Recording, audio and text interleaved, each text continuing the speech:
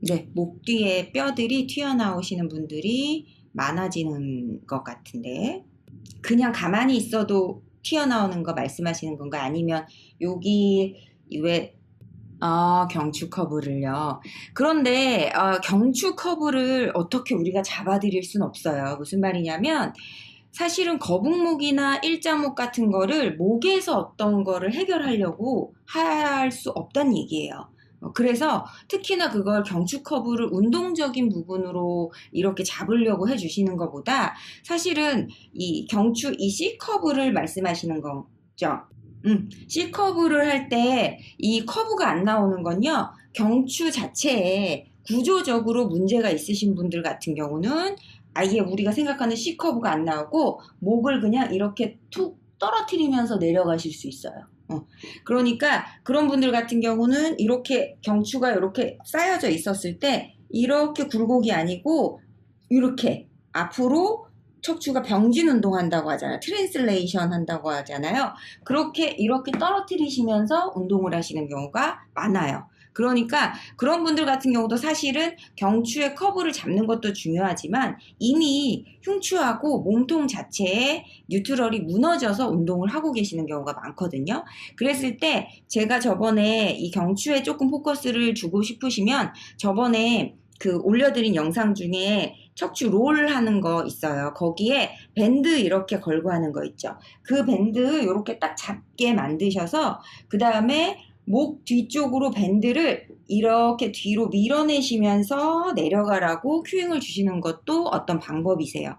왜냐하면 그런 분들은 그냥 이렇게 떨어뜨리면서 내려가시거든요. 그리고 중요한 게 이렇게 트랜슬레이션 돼서 내려가실 때는 시선이 당연히 그냥 밑으로 이렇게 떨어지기 때문에 내 배꼽이나 무릎을 봐야 되는데 그게 아니고 그냥 바닥을 보면서 내려가려고 해요. 무조건. 그러니까 이분이 시선을 어디를 보고 있나도 다시 한번 체크를 하셔서 목 앞쪽은 다시 한번 공을 넘어가듯이 뒤쪽은 밴드를 밀어내듯이 그런 식으로 목도 한번 동그라미를 넘어가고 가슴도 동그라미를 한번 넘어가고 복부도 그 앞에 동그라미를 넘어가게 그렇게 말씀해 주시는 것도 하나의 방법이고 저 같은 경우 그래서 복부 큐잉을 줄 때 허리 뒤로 이렇게 C커브 만들 때 배 앞에 뜨거운 공이 있는데 거기에 배를 안 닿게 만드세요 라고 말씀을 드리기도 하거든요. 그러니까 그런 식으로 머리를 이렇게 떨어뜨리시면서 쓰시는 분들 같은 경우 일단은 시선이 내 배꼽이나 무릎 쪽으로 가게 만드시면서 서 있을 때는 정수리가 바닥으로 떨어지는 느낌. 그래서 사실은 경추의 굴곡보다 먼저 일어나야 되는 건 뭐냐면 이 머리 있죠. 두개골의 움직임이 먼저 일어나야 돼요. 두개골이 척시 1, 2에서 먼저 살짝 움직여주고 그 다음에 경추의 움직임이 일어나고 그 다음에 흉추의 움직임이 일어나는 느낌을 가져가시는 게 조금 더 둘이 구분이 돼요. 그래서 그 둘이 반대로 만약에 쓴다면요. 여기에서 내가 이렇게 천장을 바라보면 경추 자체는 신전되고 있는 건데 여기에서 이 두개골 있죠. 두개골은 앞으로 굴곡시키면 그게 일자목처럼 되는 거예요. 거북목 반대로고 생각을 하셔도 되고요. 이렇게 앞으로 경추 자체는 굴곡되는데 위에 두개골 캐피탈 있는 쪽은 이렇게 신전시키면 거북목 커브처럼 되겠죠. 그러니까 머리가 목 위에서 한번 움직이는 느낌. 그거를 가져가시고 사실 그거에서 더 한 단계 나가면요. 시선이 먼저 돌아야 돼요. 눈알이 먼저 돌고 그 다음에 두개골이 돌고 그 다음에 경추의 움직임이 일어나고 그렇게 인지를 하시는 것도 하나의 방법이고요. 근데 역시 커브를 갖고 있다고 해도 그거를 내가 역시 커브를 경추를 어떻게 조절해서 맞추시지 못해요. 이분이 역시 커브를 갖고 있다는 얘기, 거북목을 갖고 있다, 일자목을 갖고 있다, 전부 다 몸을 잘못 놔뒀기 때문에 내가 정면을 보기 위해서 반응이 일어난 거예요. 그러면 몸은 다 그대로 놔두고 경추를 어떻게 할 수 없다는 얘기거든요. 그래서 더 나아가서는 역시 커브를 갖고 있으신 분들 같은 경우도 흉추의 움직임이 잘못됐기 때문에 다시 한번 역시 커브가 나오시는 거거든요. 그러니까 결국은 기승전 뉴트럴이에요.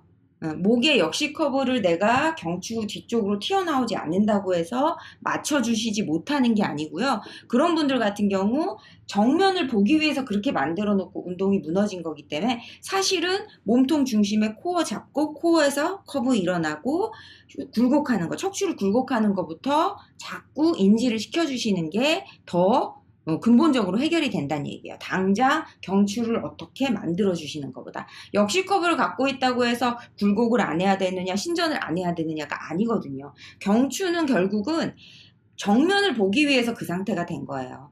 우리의 몸, 고관절 같은 경우도 정면으로 걷기 위해서 고관절이 그 상태가 된 거고요. 보상작용? 그쵸? 보상작용이죠. 근데 그 보상작용을 그러면 반대쪽의 움직임을 일으켜주면 보상작용이 일어나지 않느냐가 아니죠. 결국은 무언가 때문에 그 상태가 되신 거예요. 그렇죠. 그렇기 때문에 만약에 그 상태에서 역시 커브를 반대로 그러면은 제대로 원래 경추 커브를 맞춰주면 경추가 맞겠느냐? 아니란 얘기예요. 왜냐? 그분은 이미 이 밑에 다리들이 다 무너졌어. 아니면 흉추가 무너져서 몸의 중심 코어가 무너져서 정면을 보기 위해서 역시를 만든 거기 때문에 얘를 아무리 잡아봤자 교정이 안 돼요. 결국은 그래서 제가 영상에서 늘 강조하는 게 우리 파워하우스 뉴트럴 여기 있죠. 여기로 쓰고 여기로 운동하고 여기로 걷는 법을 아셔야지 우리의 모든 체형의 무너짐, 뭐 어깨가 말리고 골반이 살짝 틀어지고 목의 커브가 이상해지고 도해건프라고 C7번이 튀어나오고 이런 모든 것들이 다 보상작용인 거야. 내가 정면으로 걷고 보고 서기 위해서, 걸어 다니기 위해서.